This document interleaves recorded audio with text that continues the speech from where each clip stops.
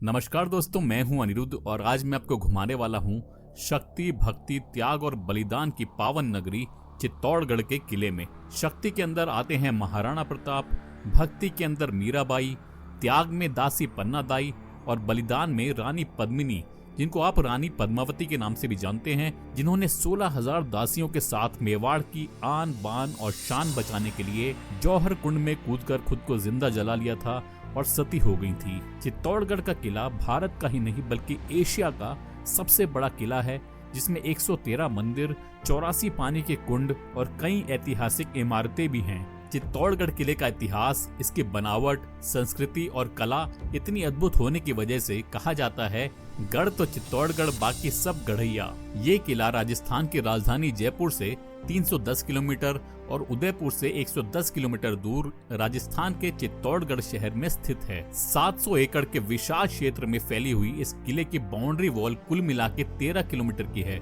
ये किला 3 भागों में बटा हुआ है।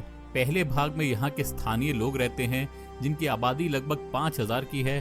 बीच के हिस्से में किला बना हुआ है और तीसरा भाग जंगल का इलाका है, जो कि रानी पद्मिनी के महल के आगे पड़ता है और 5 किलोमीटर के एरिया में फैला हुआ डियर पार्क है। हम जिस तरफ से अभी किले में जा रहे हैं, ये किले का पिछला भाग है। सन 1433 यानी कि 1433 में महाराणा कुंभा ने इस किले में 7 दरवाजे बनवाए थे और मेन गेट का नाम था सूरजपोल। सूरजपोल वही दरवाजा है जहां से दिल्ली के सुल्तान अलाउद्दीन खिलजी ने रानी पद्मिनी को पाने के लिए इस किले पर हमला कर दिया था। आप चाहें तो इस किले को अपनी गाड़ी या बाइक से भी घूम सकते हैं, या फिर आप इसको घूमने के लिए ऑटो रिक्शा भी हायर कर सकते हैं।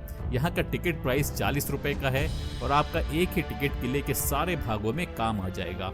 यहाँ पे इस तरह की पार्किंग वगैरह दिखेगी आपको और पार्किंग में गाड़ी लगानी पड़ेगी अपनी, या फिर ऑटो वगैरह जिससे भी आप घूम रहे हैं उसको यहाँ पे लगाना पड़ेगा, फिर आपको आगे नेक्स्ट पॉइंट के लिए जाना पड़ेगा। काफ़ी बड़ा किला है ये, तो आप ऐसा नहीं कि बाकी किलों की तरह इसको पैदल घूम सकते हैं। तो यहाँ पे इस तरह से हर पॉइंट पे पार्किंग मिलेगी, वहाँ पे आप गाड़ी लगाओ अपनी और पॉइंट को घूमो पूरा। तो चलते हैं फर्स्ट पॉइंट घूम के आते हैं।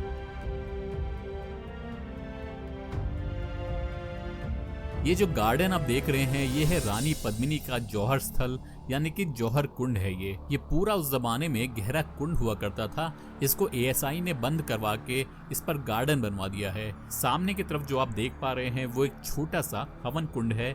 मार्च के महीने में यहाँ पर एक मेला आयोजित करवाया जाता है, जिसको बोलते हैं जौहर मेला। उस समय मेवाड़ के राजा अरविंद सिंह मेवाड़ और महेंद्र सिंह मेवाड़, जो उदयपुर के सिटी पैलेस में रहते हैं, यहाँ पर आते हैं और रानी पद्मिनी की आत्मा की शांति के लिए यज्ञ और पूजा अर्चना करवाते हैं। ये जो सामने वाला गेट आप देख पा रहे हैं, ये है पूर्वी जौहर गेट, और वो उस तरफ वाला जो सती मंदिर के पीछे में है वो है उत्तरी जौहर गेट। तो जैसा कि मैंने बताया कि उस जमाने में यहाँ गार्डन नहीं बल्कि एक गहरा कुंड हुआ करता था। उस समय इस कुंड के अंदर आग जला करती थी, जिसमें चंदन, कपास, तेल, घी वगैरह डाला जाता था। ये जो सामने वाली इमारत आप देख रहे हैं, इसको बोला जाता है सती मंदिर। तो नीचे आग जलती थी। उस समय की औरतें अपने पति के मृत्यु के बाद ऊपर से छलांग मार के नीचे आग में कूदकर सती हो जाया करती थी। इसी कुंड में कूदकर रानी पद्मिनी ने मेवाड़ की आन बान और शान को बचाने के लिए 16,000 राजपूत महिलाओं के साथ अपने आप को जिंदा आग में जला डाला था और वो यहाँ पर सती हो गई थी। ये जो सामने वाली इमारत आप देख रहे हैं, ये है विजय स्तंभ यानी कि टावर ऑफ विक्ट्री। जब राणा कुंभा ने मालवा और गुजरात दोनों स्टेट्स को एक साथ हराया था, यानी कि जब उन्होंने मालवा के सुल्तान महमूद शाह खिलजी और गुजरात सल्तनत के अहमद शाह को हराया था, तब उन्होंने विजय के उपलक्ष्य में विजय स्तंभ का निर्माण करवाया था। इस टावर को बनाने में 10 साल लगे थे और ये 1448 से 1458 यानी कि 1448 से 1458 के बीच में बनकर तैयार हुआ था।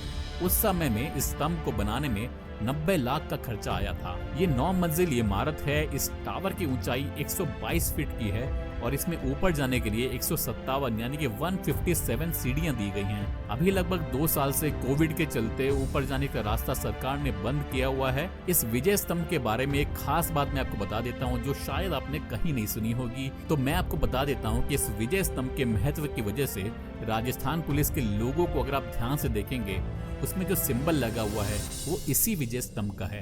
ये जो कुंड आप देख रहे हैं, इसको बोला जाता है गौमुख कुंड। ऐसे इस किले में छोटे और बड़े मिलाकर 84 यानी कि 84 तालाब बने हुए हैं।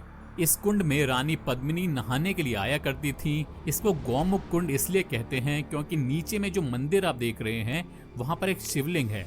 इसी शिवलिंग के ऊपर गाय के मुंह के आकार के जैसा एक पत्थर है जहाँ से पानी इस कुंड में गिरता है। ये पानी सर्दियों में गर्म आता है और गर्मियों में ठंडा, और ऐसा बोला जाता है कि किसी को नहीं पता कि ये पानी दरअसल आता कहाँ से है। यहाँ पर रानी पद्मिनी के 2 पैलेस बने हुए हैं। एक है समर पैलेस जो कि पानी के बीच में बना हुआ है, और दूसरा है विंटर पैलेस जिसके अंदर अब हम जा रहे हैं। इस महल में आपको चारों तरफ गार्डन दिखाई देगा, तो गवर्नमेंट ने इसको बेहतर रूप देने के लिए यहाँ पर गार्डन बना दिया है। अलाउद्दीन खिलजी ने जब यहाँ पर हमला कर दिया था तब ये पूरा महल उसने खंडित करवा दिया था।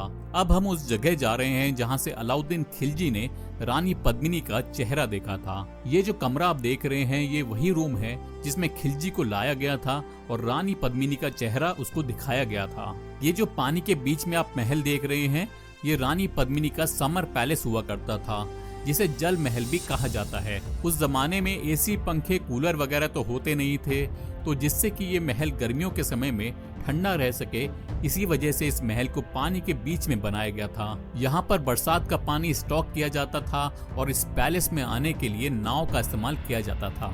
दिल्ली का सुल्तान अलाउद्दीन खिलजी जब रानी की खूबसूरती देखने के लिए चित्तौड़ आया, तब रावल रतन सिंह के गुरु ने इसी जगह से रानी का फेस खिलजी को दिखाया था। रानी को वहाँ समर पैलेस में पानी के पास बिठाया गया था और पानी की परछाई जब 90 डिग्री के एंगल से शीशों में पड़ी थी तब अलाउद्दीन खिलजी ने रानी का चेहरा देखा था। यहाँ ऊपर में 4 शीशे लगे हुए थे जिनको राजपूत करनी सेना द्वारा पद्मावत मूवी के विरोध में निकाल दिया गया था। उसके बाद साल 1303 में अलाउद्दीन खिलजी ने रानी पद्मिनी को पाने के लिए इस किले पर धावा बोल दिया था और तब रानी यहाँ से सुरंग के जरिए निकल गई थी और 16,000 दासियों के साथ जौहर कुंड में कूदकर जिंदा जलकर वो यहाँ पर सती हो गई थी। ये जो इमारत आप देख रहे हैं ये है कुंभा महल। यहाँ आंगन में बैठकर राणा कुंभा सुबह उठकर सूर्य देवता की पूजा किया करते थे। यहाँ पर जो पिलर्स आप देख रहे हैं वहाँ पर उनके घोड़े बांधे जाते थे। महाराणा कुंभा साल 1433 यानी कि 1433 से लेकर 1468 यानी कि 1468 तक मेवाड़ के राजा रहे थे। हमारे भारत देश में जितने भी राजा हुए हैं उनमें महाराणा कुंभा का बहुत ही ऊंचा स्थान है। मात्र 35 वर्ष की उम्र में राणा कुंभा ने चित्तौड़गढ़, कुंभलगढ़, अचलगढ़ समेत कुल मिलाकर 32 किलों का निर्माण करवा दिया था। महाराणा कुंभा अपने पिता राणा मोकल की मृत्यु के बाद मेवाड़ की गद्दी पर बैठे थे। सन 1437 यानी कि 1437 में उन्होंने महमूद खिलजी को सारंगपुर के पास बहुत बुरी तरह हराया था और उसी जीत के उपलक्ष्य में उन्होंने यहाँ पर विजय स्तंभ का निर्माण करवाया था। मेवाड़ की गद्दी पे बैठने के 7 वर्षों के अंदर ही उन्होंने सारंगपुर, नागौर, नराना, अजमेर, मंडोर, मुडालगढ़, बूंदी और खाटू जैसे किले भी जीत लिए थे और दिल्ली के सुल्तान सैयद मोहम्मद शाह और गुजरात के सुल्तान अहमद शाह को भी हरा दिया था। तो आप चित्तौड़गढ़ के किले में जब भी आएं तो महान और शौर्यवीर राणा कुंभा के महल को देखकर जरूर जाइएगा। तो सामने में जो मंदिर आप देख रहे हैं ये है कुंभश्याम मंदिर। मैं आपको बता देता हूँ कि चित्तौड़गढ़ फोर्ट में छोटे और बड़े सारे मंदिर अगर मिला लिए जाएं तो कुल मिलाकर इसके अंदर 113 मंदिर हैं और पानी के लिए 84 तालाब भी यहाँ पर बने हुए हैं। ये जो आप मंदिर देख रहे हैं ये इस किले का सबसे बड़ा मंदिर है। इस मंदिर को जब गुजरात के राजा बप्पा रावल ने 8वीं शताब्दी में बनवाया था तब ये विष्णु भगवान के वरा अवतार का मंदिर हुआ करता था। उस समय इस मंदिर के अंदर विष्णु भगवान की मूर्ति हुआ करती थी, लेकिन जब अलाउद्दीन खिलजी ने 1303 में इस किले पर हमला कर दिया था तब उसने इस मंदिर समेत इस किले के सभी मंदिरों को तोड़ा और यही नहीं बल्कि उसने पानी के 84 टैंक्स की बाउंड्री को भी तोड़ दिया था। यहाँ इस मंदिर की मूर्तियों को अगर आप ध्यान से देखेंगे तो ज्यादातर मूर्तियां आपको क्षतिग्रस्त रूप में ही मिलेंगी, यानी कि किसी मूर्ति में आपको हाथ या पैर वाला हिस्सा टूटा मिलेगा या फिर किसी में सर की तरफ का हिस्सा। हिंदू धर्म के अनुसार टूटी हुई मूर्ति के सामने पूजा पाठ नहीं किया जाता है, इसलिए सन 1433 में यानी कि 1433 में राणा कुंभा ने मंदिर का पुनर्निर्माण करवाया। यहाँ पर उन्होंने 3 मूर्तियों को स्थापित करवाया था जो राधा, कृष्णा और बलराम की मूर्तियां थी, और क्योंकि इस मंदिर का पुनर्निर्माण राणा कुंभा ने करवाया था इसीलिए इसको कुंभश्याम मंदिर के नाम से जाना जाता है। यहाँ सामने में आप देखेंगे विष्णु भगवान के वाहन गरुड़ की भी मूर्ति लगी हुई है। इसी परिसर में पीछे छोटा वाला जो मंदिर आप देखेंगे ये है मीराबाई का मंदिर। मीराबाई मेरता शहर के पास कुर्की गांव की रहने वाली थी, जहां पर उनकी शादी राजा भोजराज के साथ हुई थी। मीराबाई भगवान कृष्ण की भक्त थी, इसलिए वो उनकी पूजा किया करती थी और साधु संतों के साथ उठना बैठना उनको अच्छा लगता था। उनकी शादी के कुछ समय बाद ही राजा भोजराज की मृत्यु हो गई थी। उसके बाद राजा भोज के भाई यानी कि मीराबाई के देवर ने उनको बोला कि राजपूत घराने की औरतें ऐसे साधु संतों के साथ उठे बैठें, ये उनको शोभा नहीं देता। लेकिन मीराबाई ने उनकी नहीं सुनी। इसी वजह से उनको इस मंदिर में 2 बार मारने का भी प्रयास किया गया। तो ऐसा कहा जाता है कि पहली बार उनको जहर देने की कोशिश की तो वो अमृत के रूप में बदल गया था, और दूसरी बार में उनको फूलों की टोकरी में काला सांप रख कर दिया गया था।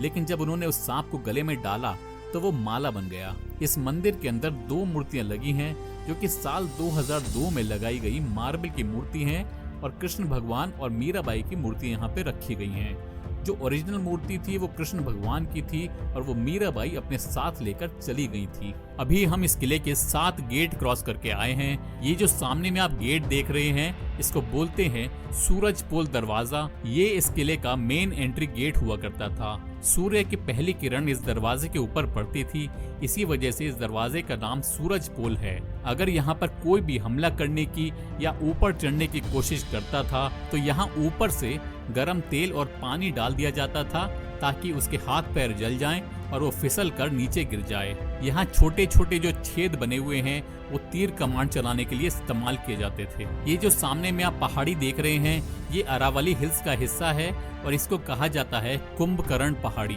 यहाँ सामने में आप ध्यान से देखेंगे तो आपको ऐसा लगेगा कि यहाँ पर कुंभकर्ण सोया हुआ है।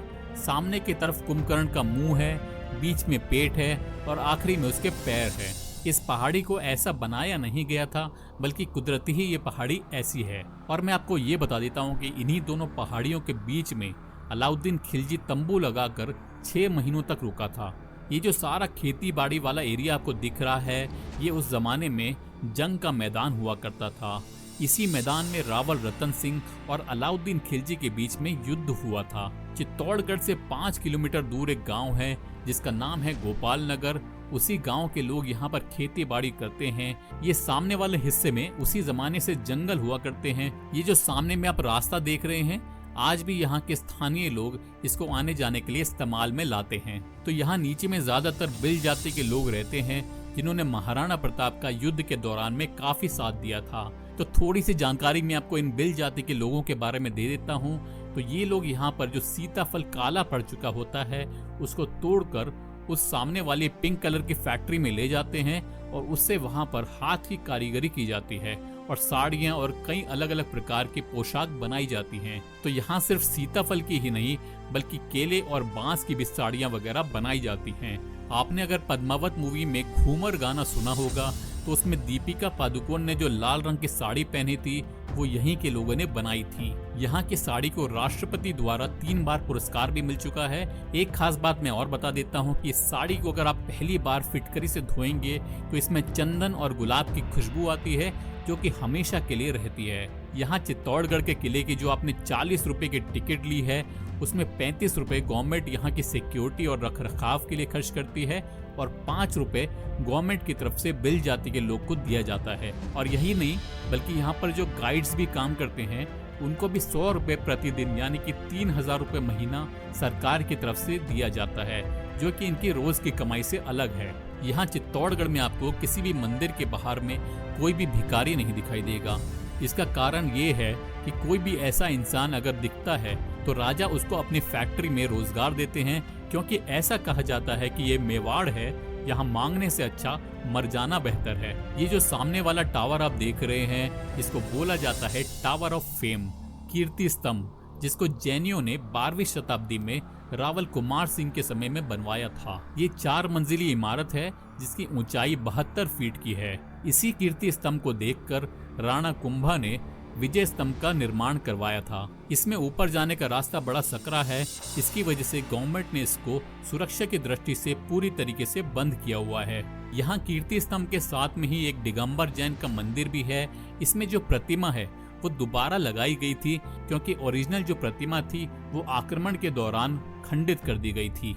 ये जो महल आप देख पा रहे हैं ये है रतन सिंह पैलेस। आप में से शायद बहुत लोग ये सोच रहे होंगे कि ये रानी पद्मिनी के पति रावल रतन सिंह का महल है, तो मैं आपको बता देता हूँ कि ये महल उनका नहीं है, बल्कि इस महल को रतन सिंह द्वितीय द्वारा 16वीं शताब्दी में बनवाया गया था। रतन सिंह द्वितीय दरअसल राणा सांगा के बेटे थे। राणा सांगा ने कई युद्ध लड़े और उनको जीता, लेकिन जब वो खानवा के युद्ध में बाबर से परास्त हो गए थे, उसके बाद मुगलों ने उत्तर भारत में अपनी पकड़ को मजबूत कर लिया था। सन 1528 से 1531 के बीच में राणा रतन सिंह द्वितीय मेवाड़ के महाराणा रहे थे और साल 1531 यानी कि 1531 में उनकी एक युद्ध के दौरान मृत्यु हो गई थी। इस महल का ज्यादातर हिस्सा आपको खंडर के रूप में दिखेगा, लेकिन मैं आपको ये बता देता हूँ कि ये उस जमाने में विंटर पैलेस की तरह इस्तेमाल में लाया जाता था और यहाँ पर कई तरह के उत्सव आयोजित किए जाते थे। चित्तौड़गढ़ किले की बाकी इमारतों के मुकाबले इस महल को घूमने बहुत ही कम लोग आते हैं, लेकिन अगर आप चित्तौड़गढ़ के किले में घूमने आते हैं तो इस महल को भी देखना मत भूलिएगा। ये जो सामने में मंदिर आप देख रहे हैं ये है समाधीश्वर मंदिर और इसका निर्माण राजा भोज ने 11वीं शताब्दी में करवाया था। और जैसा कि मैंने पहले भी बताया कि अलाउद्दीन खिलजी ने 1303 में जब इस किले पर अटैक किया था तो यहाँ के मंदिरों को क्षतिग्रस्त किया था। उसी समय इस मंदिर को भी उसने काफी नुकसान पहुँचाया था। साल 1428 में राणा कुंभा के पिता राणा मोकल ने इस मंदिर को रिपेयर करवाया था। इस मंदिर के अंदर 9 फीट की मूर्ति है जो एक सिंगल स्टोन की है और उसके ऊपर ब्रह्मा, विष्णु और महेश की त्रिमूर्ति है। इसी वजह से मंदिर के अंदर जाने के लिए 3 अलग अलग रास्ते बनाए गए हैं। मंदिर के अंदर की मूर्ति को नजर न लगे इसलिए बाहर में काला पत्थर लगाया गया है। यहाँ रोड के दोनों ही तरफ में जो आपको खंडित इमारतें नजर आ रही हैं ये है नगीना बाजार और यहाँ दोनों ही तरफ में उस जमाने में बाजार हुआ करता था। ये बाजार भी आपको क्षतिग्रस्त रूप में ही दिखाई देगा। ये है वीर भामा शाह की हवेली। इसके अंदर जाने का रास्ता गवर्नमेंट ने बंद किया हुआ है। भामा शाह महाराणा प्रताप के मित्र, सहयोगी और सलाहकार थे और उनके सहयोग ने ही महाराणा प्रताप को संघर्ष की दिशा दी और मेवाड़ को आत्मसम्मान दिया। ऐसा कहा जाता है कि जब महाराणा प्रताप जंगलों में भटक रहे थे तब भामा शाह ने अपनी सारी जमा पूंजी महाराणा प्रताप की मदद के लिए समर्पित कर दी थी और उसी के बाद भामा शाह अपनी दानवीरता के कारण इतिहास में अमर हो गए। ये सामने वाली जो सफेद रंग की बिल्डिंग आप देख रहे हैं ये है फतेह प्रकाश पैलेस, जिसको स्टेट गवर्नमेंट ने एक संग्रहालय यानी कि म्यूजियम के रूप में विकसित किया हुआ है। सोमवार को ये म्यूजियम बंद रहता है, बाकी सभी दिन ये म्यूजियम सुबह 9:45 से लेकर शाम 5:45 तक खुला रहता है। तो ये था चित्तौड़गढ़ किले का पूरा इतिहास। उम्मीद करता हूँ कि आपको मेरे साथ ये किला घूमकर अच्छा लगा होगा। अगर आप चाहते हैं कि मैं इसी तरीके से और भी किलों का या कोई भी हिस्टोरिकल मॉन्यूमेंट का वीडियो बनाऊं तो नीचे कमेंट बॉक्स में जरूर बताइएगा। बाकी अगर आपको ये वीडियो पसंद आया तो इसको एक लाइक करना मत भूलिएगा और अगर आप चैनल पर नए हैं तो इसको सब्सक्राइब जरूर कर लीजिएगा। बहुत बहुत धन्यवाद। आपका दिन शुभ रहे।